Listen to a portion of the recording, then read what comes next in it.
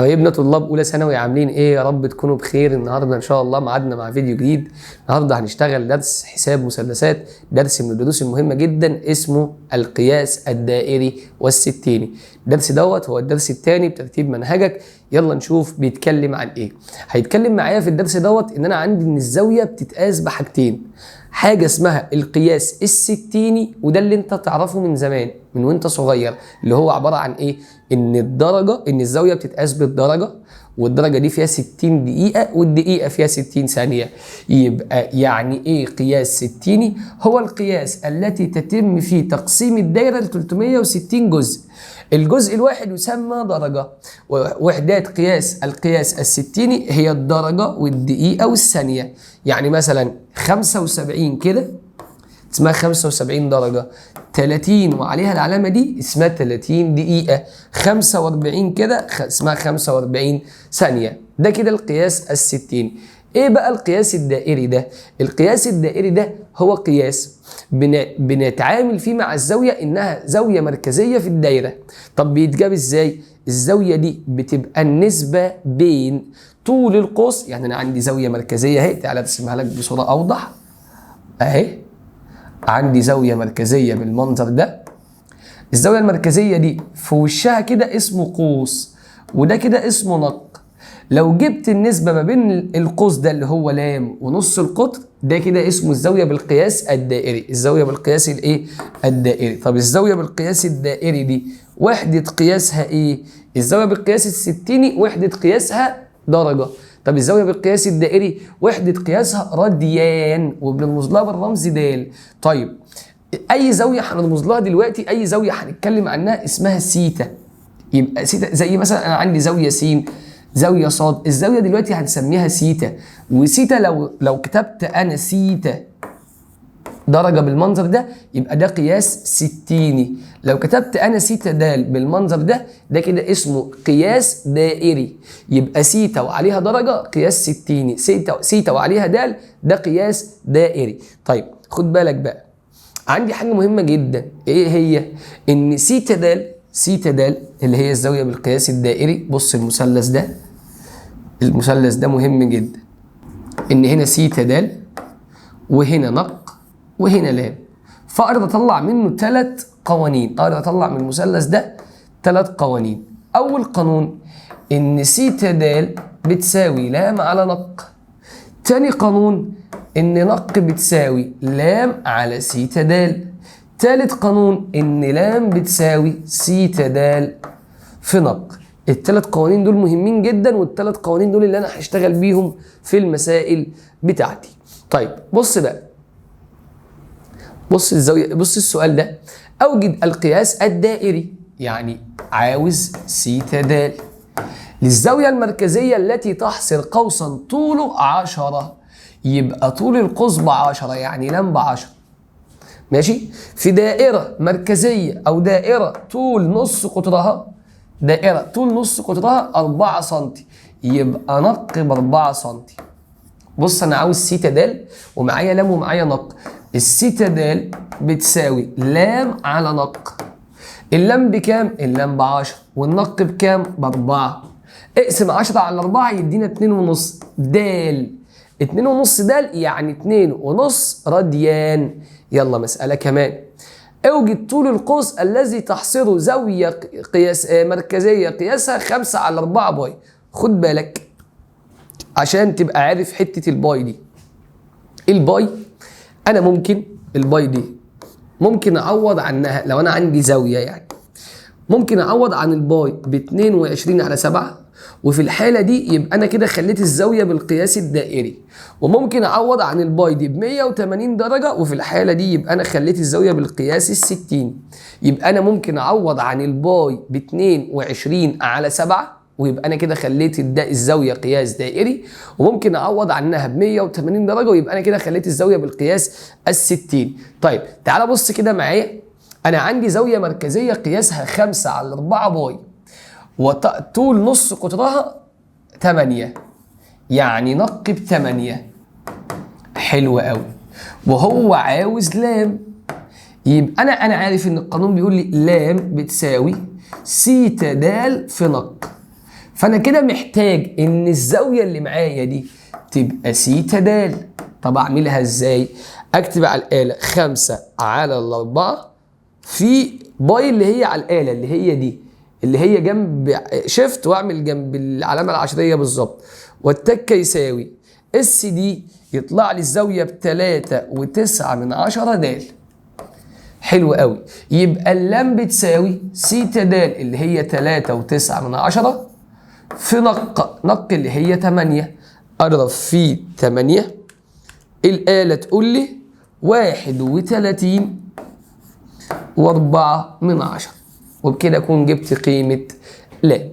بص السؤال اللي جاي بيقول لي زاوية مركزية قياسها 1.5 د، 1.5 د، يبقى سيتا د 1.5 د، تحصر قوسا طوله 7.5، يبقى لام بتساوي 7.5. اوجد طول نص قطر الدايرة، عاوز نق. طب ما دي سهلة قوي. نق بتساوي ايه؟ انا عارف ان نق بتساوي لام على سيتا د. لام ب7.5 وسيتا د ب1.5، بالآلة بتاعتي تطلع لي 5 سم، يبقى 7.5 على 1.5، الآلة تقول لي دي بتساوي 5 سم. يلا نشوف السؤال اللي بعد كده. بيقول لي زاوية مركزية. الله، ده السؤال ده جميل قوي. بيقول لي ايه؟ زاوية مركزية تحصر قوسا طوله يساوي ضعف طول نص قطر الدايرة. اوجد القياس الدائري له. اهدى بقى وركز معايا. انا عاوز اجيب سيتا د. انا عاوز اجيب سيتا ايه؟ د. قال لي تحصر قوسا طوله يساوي طول ضعف نص القطر. انا عارف ان سيتا د دي بتساوي لام على نق. انا معيش ولا لام ولا معايا نق. غلطان. انت معاك لام بس مش واخد بالك. عارف ليه؟ لانه قايل لي ان لام اللي هو طول القوس بيساوي ضعف نص القطر، يعني بيساوي نص القطر ده كام مرة؟ مرتين. النق تروح مع النق، يبقى السيتا د بكام؟ ب2. مسألة فيها فكرة حلوة قوي، خد بالك، مسألة جميلة قوي. يلا كمان واحدة. يقول لي كده، تعالى بقى نتعرف دلوقتي على حاجة اسمها العلاقة بين القياس الدائري والستيني. أنا عرفت إن أنا عندي إن الزاوية بتتقاس بطريقتين، حاجة اسمها قياس دائري وحاجة اسمها قياس ستيني. طب تعالى نشوف هنعمل إزاي. القياس الدائري والقياس الستيني، أنا عندي سيتا د على باي بتساوي سيتا درجة على 180. دي كده العلاقة اللي بتجمع لي الدائري بالستيني. هطلع منهم قانونين مهمين جدا. ايه هما؟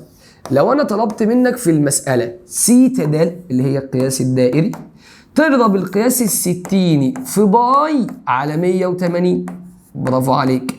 باي دي اللي انا هحطها ب 22 على 7، خد بالك. طيب لو انا بقى عايز القياس الستيني هضرب الدائري في 180 على باي، في 180 على باي، يبقى دي كده العلاقة بين القياس الدائري والستيني. فتعال نشوف مسائل. يقول لي احول الزاوية 120 درجة، طالما عطاها لي بالدرجة يبقى ده قياس ستيني، من القياس الستيني إلى القياس الدائري. حلو، أنا كده عاوز قياس دائري. أفكرك بالقانون ده، بتساوي سيتا درجة في باي على 180، يعني سيتا د بتساوي 120 في باي على 180. حلو قوي، وديها للآلة. يلا يا آلة، 120 في شرطة كسر باي على 180 اهو، باي على 180 واحسبها تطلع لي ب2 على 3 باي. هي الآلة هتقول لي كده. هتك اس دي احولها ارقام عشريه تطلع لي 2 علامه 0.9 راديان. كده حولت الزاويه من قياس ستيني لقياس دائري. تعال بص اللي جايه بقى العكس بقى. حول الزاويه 1.2 د من القياس الدائري الى القياس الستيني. طب ودي هنعملها ازاي؟ سهله قوي. هقول سيتا د بتساوي، او سيتا درجه بتساوي سيتا د في 180 على الباي، يبقى سيتا درجه بتساوي 1.2 في 180 على الباي. يلا بينا اهو، 1.2 في 180 على باي، وديها للآلة والآلة تتصرف. الآلة تطلعها لي كده، الآلة تطلعها لي كده بالظبط، عاملة كده. بس أنا مش هكتب طبعا النواتج بالمنظر ده، خد بالك. ها ليه بقى؟ أصل أنا عاوز الزاوية بالدرجات والدقايق والثواني. أول ما تطلع الزاوية بالقياس الستيني تدوس كوما. كوما دي اللي جنب السالب. الآلة تقول لك دي 68 درجة 45 دقيقة 17 أو 18 ثانية. يبقى أنا بكده اتعلمت أحول من القياس الدائري للقياس الستيني، ومن القياس الستيني للقياس الدائري. طيب بص المسألة اللي جاية دي، يقول لي عين الربع التي تقع في الزوايا الآتية. لو أنت سمعت فيديو الدرس الأولاني كنت هتبقى عارف إن أنا عندي الشبكة التربيعية متقسمة 4 أرباع، ده أول وده تاني وده تالت وده رابع.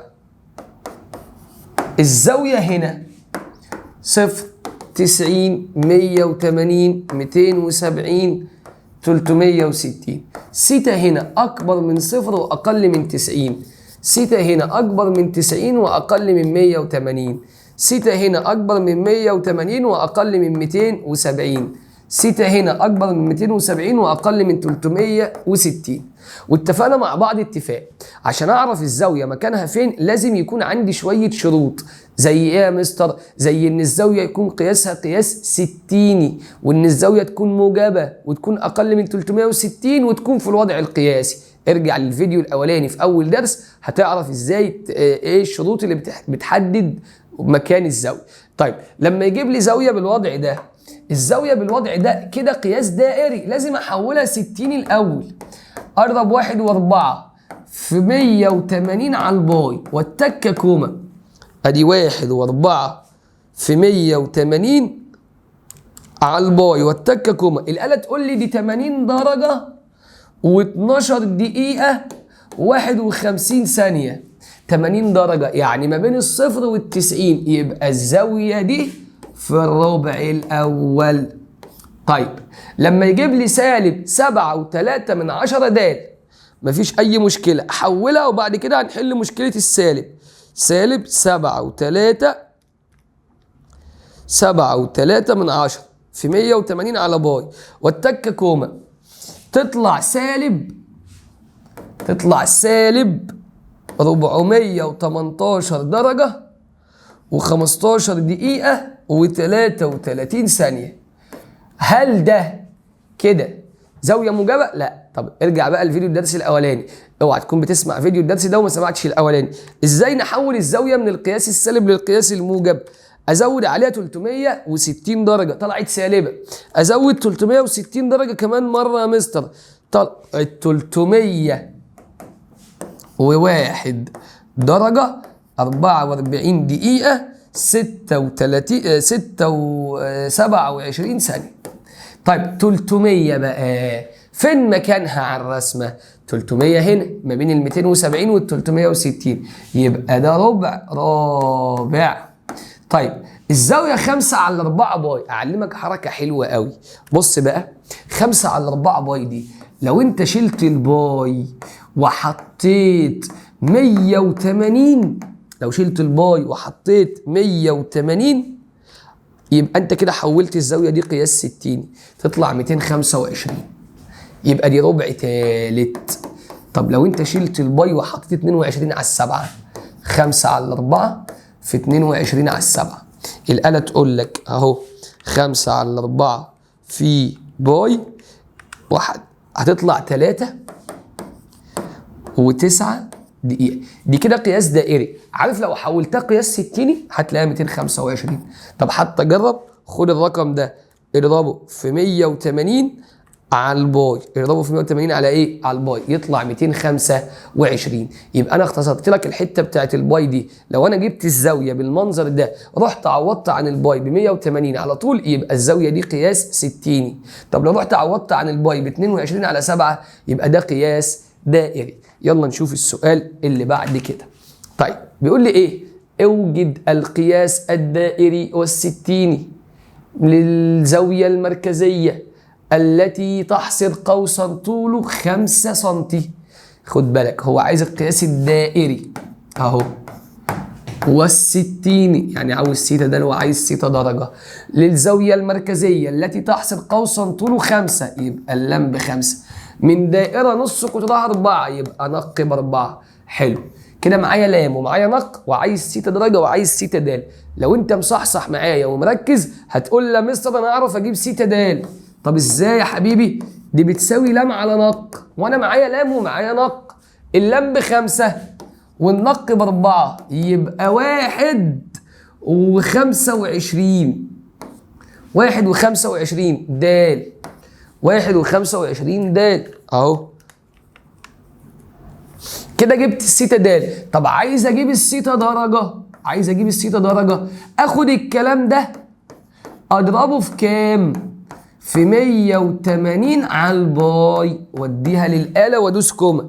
يلا بينا، في 180 على باي واحسبها وادوس كوما، يبقى 71 درجة 37 دقيقة و11 ثانية. يلا السؤال اللي بعد كده. اوجد القياس الدائري والستيني للزاوية المركزية التي تحصر قوسا طوله 9، يبقى لام ب9 من دائرة طول قطرها. اوعى تغلط الغلطة دي، اوعى يضحك عليك، ده طول قطرها. انا مش بشتغل بالقطر، انا بشتغل بنص القطر يا مستر. طيب عايز سيتا دال وعاوز سيتا درجة. يلا بينا اهو، انا عاوز اجيب سيتا دال. اقدر اجيب سيتا دال يا مسترنا.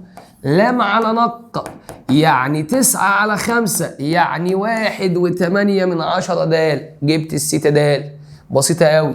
سيتا نق او سيتا درجة، اضرب السيتا دال في 180 على الباي، طلع لك الناتج وانت بتذاكر عشان تتأكد من خطواتك اللي انت بتعملها. 180 على الباي دوس كوما، يبقى 103 درجة 7 دقايق 56 ثانية. يلا بينا. اوجد طول القوس. لو تفتكر معايا المثلث عشان انت بتنسى انا عارف، هنا كان في نق وهنا في سيتا دال وهنا في لام. تعال نقرا المسألة. اوجد طول القوس يعني عاوز لام يا استاذ الذي يحصر زاوية مركزية 120. اقف بقى، ال 120 دي قياس دائري ولا قياس ستيني؟ برافو عليك، دي قياس ستيني عشان دي درجة، يبقى دي اعطيني سيتا درجة 120. ده كلام جميل قوي. دائرة طول نص قطرها 5 يبقى نق ب5. ده كلام حلو قوي. طيب انا عشان اجيب لام انا عارف ان اللام بتساوي سيتا دال في نق. حلو، السيتا دال ب 120. اوعى السيتا دال دي مش ب 120، ده ال 120 دي سيتا درجة. خد بالك النق بكام بقى؟ النق ب5. مشكلتي انا بقى في السيتا دال.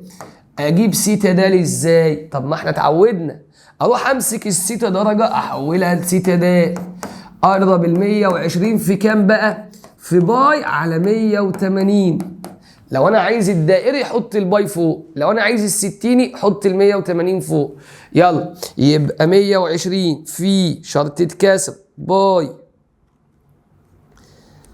باي على 180 تطلع 2 على 3 باي. اس دي تطلع 2 و9 دال، يبقى 2 و9 دال في 5. اضرب في 5 يدينا كام؟ يدينا 10 و47 سنتي. وبكده اكون جبت لام. يلا بينا السؤال اللي بعد كده. زاوية مركزية تحصر قوسا زاوية مركزية قياسها 150، تحصر قوسا طوله 17 على 4 باي، اوجد نق. بص بقى، هحل بطريقة وارجع احل بطريقة تانية، فركز بقى معايا. انا معايا سيتا درجة ب150، اهدى بقى يلا بينا، 150 درجة، ومعايا لام ب17 على 4 باي. انا ممكن اجيب قيمة لام، خد بالك، 17 على 4 في باي واحسبها واتك اس دي تطلع 13 و4 من 10.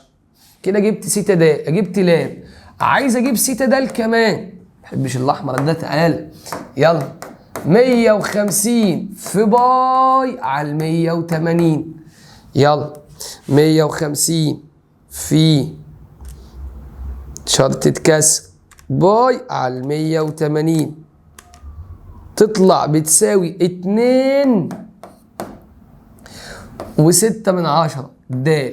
انا عاوز مين؟ انا عاوز لام. انا عاوز ايه؟ اوجد طول نص القطر، عايز نق. يلا بينا، يبقى نق بتساوي لام على سيتا د. يلا لام بكام يا حبيبي؟ لام انت جايبها لي ب 13 و4 على 2 و6، يبقى 13 و4 على 2 و6. الآلة تقول لي دي 5.1، يعني ممكن تختصرها تقول 5. ممكن تختصرها تقول كام؟ 5. طيب ده حل، وحل جميل وحل حلو قوي. ممكن احل حل تاني. انا ممكن اسيب اللام دي 17 على 4 باي، واروح اجيب السيتا د، اقول 150 في باي على 180. الآلة تقول لي كام؟ الآلة تقول لي كام؟ يلا اهو، هتقول لي 5 على 6 باي. خلصت. النق بتساوي لام على سيتا د. لام على سيتا ايه؟ د. اللام بكام؟ اللام ب 17 على 4 باي على السيتا د بكام؟ ب5 على 6 باي. عارف الباي راحت مع الباي، وتقسم 17 على 4 على 5 على 6. الآلة تقول لك 5.1. دي صح ودي صح، الاتنين معاك والاتنين طلعوا لي 5.1. يلا نشوف مسألة كمان. زاوية محيطية، اقف بقى هنا واوعى يضحك عليك. زاوية محيطية، احنا اتفقنا يا شباب ان انا كل مسائلي هحلها بالزاوية المركزية، لان احنا في الزاوية المركزية اعتبرنا، او في القياس الدائري اعتبرنا ان الزاوية زاوية مركزية. طب ده حلو قوي. تحصر قوسا طوله 10، يعني لام ب10. اقف بقى وتعالى عشان ما يضحكش علينا. هو عاطيني الزاوية المحيطية 75 درجة، 75 درجة و20 دقيقة. حلو قوي. دي كده زاوية محيطية. اضربها لي في 2، اضربها لي في 2، يبقى سيتا درجة بتساوي 150 و40 درجة. 150 درجة و40 دقيقة. دي كده الزاوية المركزية. طيب أنا عاوز أجيب طول نص القطر، مش نق يا حبيبي، بتساوي لام على سيتا د. يا مستر، واللام ب10. كلام جميل. عايز مين دلوقتي؟ عايز السيتا د. أجيب السيتا د إزاي؟ آخد الرقم اللي معايا أضربه في باي على 180. يلا بينا. تطلع 2 أهو سيتا د الأول بتساوي 150 و40 في باي على 180، واحسب لي الحسبة دي تطلع لي 2.6 د. الله يفتح عليك يا أستاذ، الحصة النهاردة عظمة. 10 على 2.6 د تطلع لي 3.8 سنتي، وبكده أكون جبت نص القطر. يلا بينا اللي بعد كده.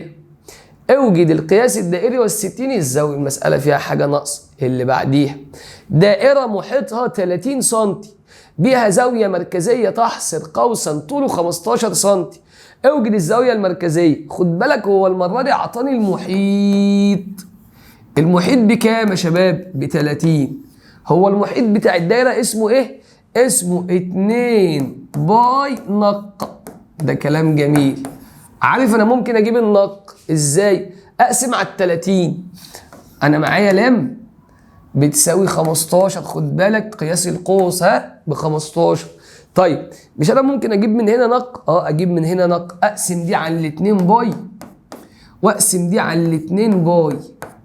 الباي مع الباي باي باي، احفظها، الباي مع الباي باي باي، والاتنين طارت، يبقى النق بتساوي 30 على 2 يا مستر، 30 على 2 يا مستر باي 2 باي. الآلة تقول لي ده 4.77 يا مستر. كده معايا نق، حلو، ومعايا لام. عايز القياس الزاوية المركزية. يلا بينا نجيب القياس بتاع الزاوية المركزية اهو. بص يا عم، انا معايا سيتا د بتساوي لام على نق 15 على 4.77. الآلة تقول لي كام؟ تعالى 15 على 4.77.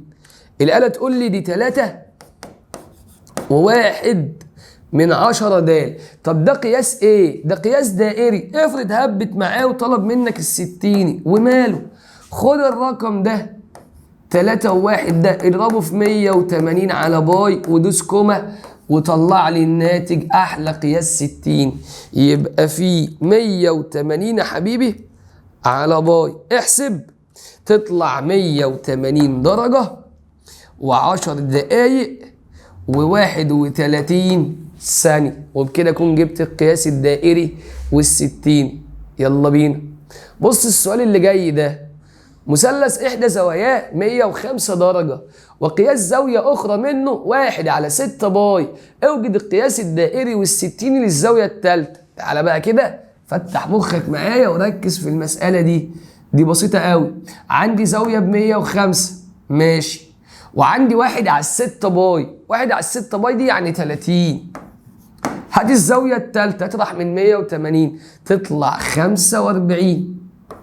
بقى معايا الثلاث زوايا. الزاوية الثالثة بقى اللي أنا بسألك عنها، الزاوية الثالثة دي اللي هي 45 درجة، ده قياس إيه؟ 60 عشان بالدرجة. يبقى القياس الدائري أهو، خد ال 45 اضربها في باي على 180. الآلة تقول لك دي باي على 4. باي على 4 دي بكام يا مستر؟ باي على 4 دي يا مستر بتساوي علامة 0 علامة 7 8 5 د. وبكده اكون جبت الزاوية بالقياس الدائري وال60. يلا بينا اللي بعده. اوجد قياس الزاوية المحيطية.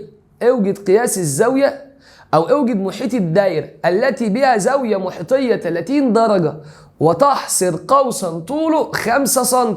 خد بالك خد بالك، هو عاطيني محيط الدائرة 2 باي نق بكام؟ ده بيقول لي اوجد محيط الدايره، وماله؟ عايز النق، وعاطيني زاويه محيطيه 30، يبقى المركزيه 60. هرشت اللعبه. وتحصر قوسا طوله 5، يبقى لام ب5. طبعا اتصرف ازاي؟ يلا بينا. انا مشكلتي في المحيط ان انا عايز اجيب مين؟ عايز اجيب النق. طب ما تحول لي السيتا درجه لسيتا د. ماشي. طب السيتا د بتساوي ايه؟ السيتا د بتساوي 60 في باي على 180. الآلة تقول لي دي تلت باي. تلت ايه؟ باي او باي على 3، هياها باي على 3 تطلع بتساوي 1. ممكن اعوض بيها، خلي بالك باي على 3 1.5 د.